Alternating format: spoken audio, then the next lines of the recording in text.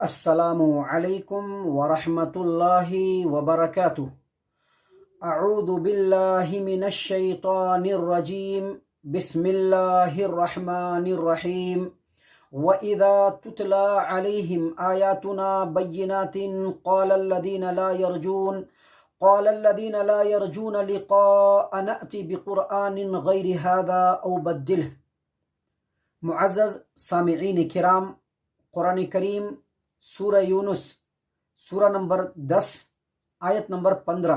اللہ تبارک و تعالی نے فرمایا، اور جب ہماری واضح آیات ان لوگوں کے سامنے پڑھی جاتی ہے تو جو لوگ ہم سے ملنے کی امید نہیں رکھتے ہیں، یعنی جو لوگ اللہ پر، آخرت کے دن پر ایمان یقین نہیں رکھتے ہیں، وہ یہ کہتے ہیں کہ اس قرآن کو ہٹا کر دوسری کتاب لاؤ، یا نہیں تو اسی قرآن میں ہمارے پسند سے کچھ تبدیلیاں کر دو۔ معزز سامعین کرام، جیسا کہ آپ کو خوب اچھی طریقے سے معلوم ہے کہ آج سے چند دنوں پہلے ہی، اسی ہفتے میں، اسی ویک میں، ہمارے ملک بھارت کا ایک منافق وسیم رضوی نے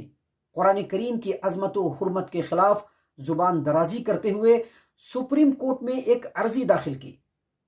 اس نے سپریم کورٹ سے یہ درخواست کیا ہے، مطالبہ کیا ہے کہ قرآن کریم سے 26 آیات کو ریموو کیا جائے، قرآن کریم سے 26 آیات کو ہٹایا جائے۔ وجہ اس نے یہ بتلائی ہے کہ محمد عربی صلی اللہ علیہ وسلم کی وفات کے بعد آپ صلی اللہ علیہ وسلم کے پہلے 3 خلیفہ، پہلے خلیفہ ابو بکر صدیق رضی اللہ عنہ، دوسرے خلیفہ عمر بن خطاب رضی اللہ عنہ، تیسرے خلیفہ عثمان بن عفان رضی اللہ عنہ، ان تینوں خلفاء نے اپنی پاور اور اپنی طاقت کا استعمال کرتے ہوئے قرآن کریم میں امینڈمنٹ کرتے ہوئے ان 26 آیات کو قرآن کریم کے اندر ایڈ کیا ہے۔ اور یہ وہ 26 آیات ہیں جو لوگوں کو وائلنس کی تعلیم دیتے ہیں، تشدد کی تعلیم دیتے ہیں، دہشت گردی کی تعلیم دیتے ہیں۔ ہمارے معزز سامعین کرام، سب سے پہلے آپ لوگ ایک بات کو خوب اچھی طریقے سے ذہن نشین کر لیجئے کہ اس منافق وسیم رضوی نے قرآن کریم کے اوپر جو زبان درازی کی ہے، جو اعتراض کیا ہے، یہ کوئی نئی بات نہیں ہے۔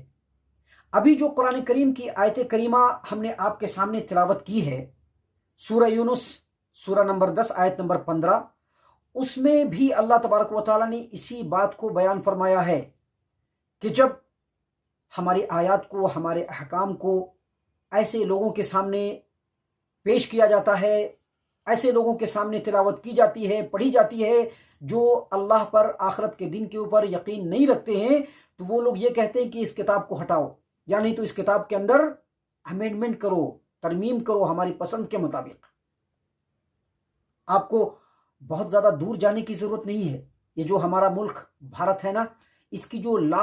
آخری جو 250 سالوں کی ہسٹری ہے، جو تاریخ ہے، اس کے اوپر آپ سرسری نظر کریں گے تو آپ کو پتہ چلے گا کہ وقتاً فوقتاً کچھ تنظیموں اور کچھ لوگوں نے قرآن کریم پر اعتراض کیا ہے۔ مثال کے طور پر آپ دیکھیے، اکھل بھارتیہ ہندو مہا سبھا، اسی طرح سے سوامی دیانند سرسوتی، اسی طرح سے مہندر پال آڑیا، اسی طرح سے ارون شوری، ان جیسے لوگوں اور اس طرح کی تنظیموں نے وقتاً فوقتاً قرآن کریم کے اوپر اسی طرح کے اعتراض کیے ہیں۔ خاص طور سے اکھل بھارتیہ ہندو مہا سبھا اور ارون شوری نے بالکل ویسا ہی اعتراض کیا تھا جیسا اعتراض اس منافق ملعون وسیم رضوی نے کیا ہے۔ تو اس سلسلے میں ہم آپ کے سامنے کچھ باتیں عرض کرنا چاہتے ہیں، اس کو غور سے سنیے۔ پہلی بات، یہ جو منافق وسیم رضوی ہے، یا اس جیسے ذہنی گراوٹ کے جو لوگ ہیں، ان کے جسٹ اگینسٹ میں ہمارے ملک بھارت کے ہی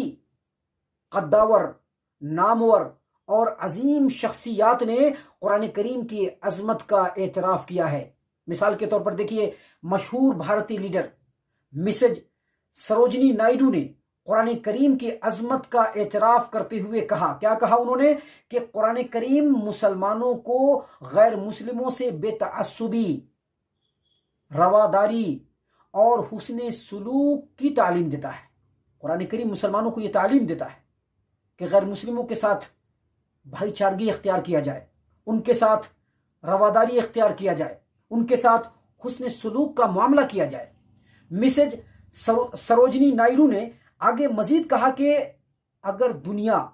قرآن کریم کی اتباع اور پیروی کرنے لگے تو دنیا خوشحال ہو جائے، امن و سکون کو حاصل کر لے۔ سامعین کرام، اسی طرح سے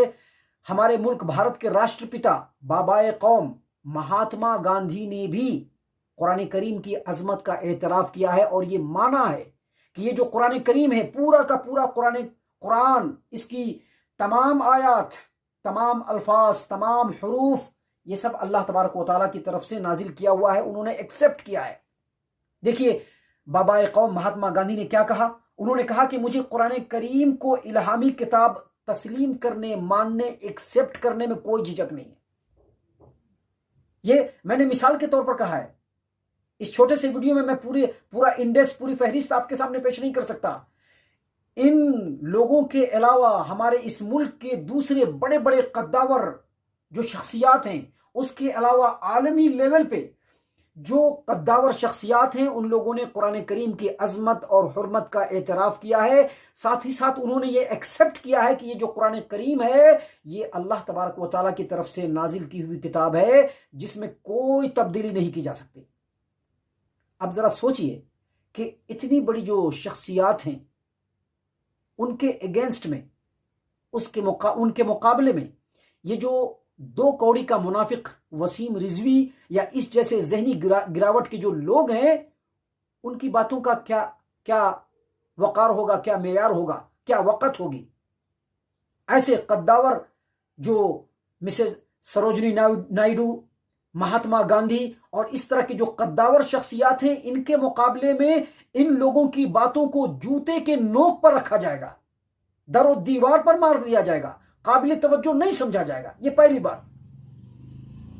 دوسری بات، وسیم رضوی یا اس جیسے لوگ جب بھی قرآن کریم کے خلاف ہرزہ سرائی کریں، زبان درازی کریں، قرآن کریم پر اعتراض کریں، تو اہل علم اور جو نامور شخصیات ہیں، ان کا یہ فرض بنتا ہے کہ ایسے لوگوں کا سخت نوٹس لیں اور ایسے لوگوں کو علمی اور شافی جواب دیں۔ اور الحمدللہ